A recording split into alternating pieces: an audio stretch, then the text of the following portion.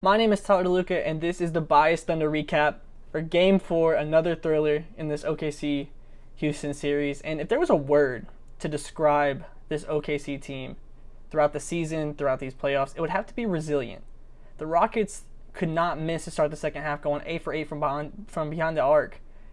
And the Thunder weathered the storm. They were down by, I believe it was 12, and then Chris Paul began to take over.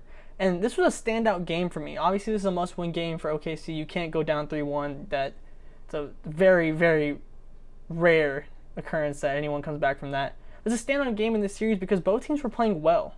Both teams were playing well until the end. Both teams started out hot. Game was tied going into halftime. And both teams were playing good, which makes this a little bit different from games 1 through 3 where one team was more shaky than the other. Okay, so let's start this recap with Lu Dort, the man who absolutely flipped this series on its head when he returned.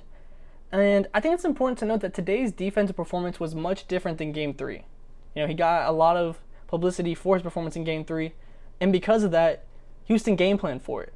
Houston game planned for Lu Dort today, throwing way more screens towards Harden's direction instead of the ISO ball that they usually do where he's able to pass off the wing.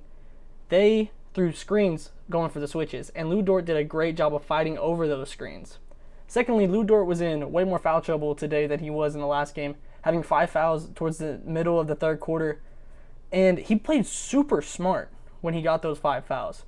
There were several times where he pulled up where he could have contested a layup, but possibly gotten that 6th foul and decided not to. It showed high basketball IQ from the undrafted rookie, and it shows also the failure on Houston's part to go at him. I don't think Harden drove more than 3 times after Dort got that 5th foul, which is a failure on Houston's part completely. That should have been their first thing. You saw in overtime in the last game, we went right out Harden. As soon as he had that 5th foul, we went to go foul him out either way. But no matter what, whether it was more good on Dort, on more negative on Houston, he had another great defensive performance today, and he's definitely getting the attention of the Rockets' game plan 100%. I also thought that Darius Bazley had himself a solid game. He was attacking the boards with aggression, which is so important, especially because he was in a lot of those small ball, our version of small ball lineups. Because if you let the Rockets get offensive rebounds, they're going to absolutely tear you up when you're off balance on defense. They're going to find an open three-point shooter. So we have to maintain the defensive rebounding when we go small, and Darius Bazley was doing a good job of that. And he's also confident in himself, which, for a rookie, he's played superb in the bubble, and that I feel like that confidence is definitely built up. Even the difference from before the bubble and during the regular season compared to once they entered, the confidence rose a ton. And there were moments where rookie decision making came into play. He got double teamed by Harden on the left wing and forced to pass to Shea on the elbow, which caused Shea to turn the ball over. Those are those things where he kind of panicked, picked the ball up, and just forced to pass. When if he keeps his dribble for 1 or 2 more seconds, the play might develop into something else. But that'll come with time. But overall, I think Bazley did have a really solid game today. Okay, I was skeptical. But probably the biggest pro to me in this game is that Billy Donovan made adjustments. He played the small ball lineup in the clutch time. I believe it was like 5 minutes left when Gallo got put at the 5. And we saw it work in Game 3. And I was worried that, because after in the post game, he said he liked what he saw from Noel and Adams. And Noel and Adams both had good minutes today, which I think get better when they're not playing as many minutes.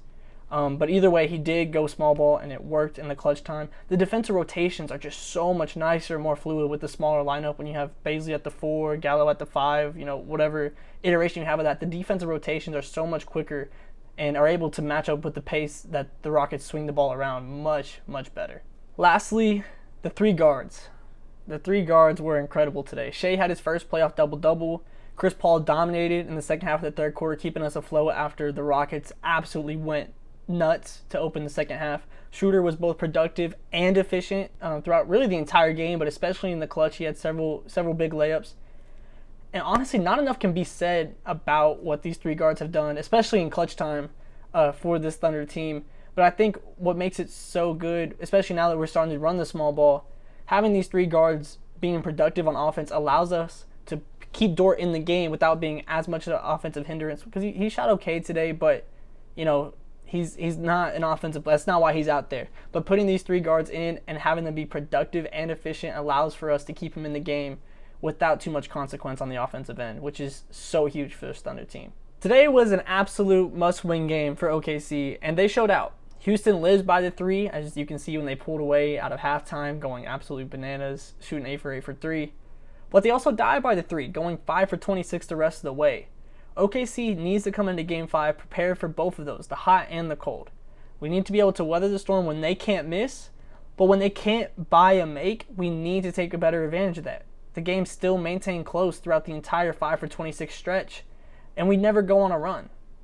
And that's something that's really been seen throughout this entire series, and our games would be a whole lot easier if during the non-Harden minutes and when they can't make a three, we need to take advantage of those, because I don't know if my heart can take another close game like this.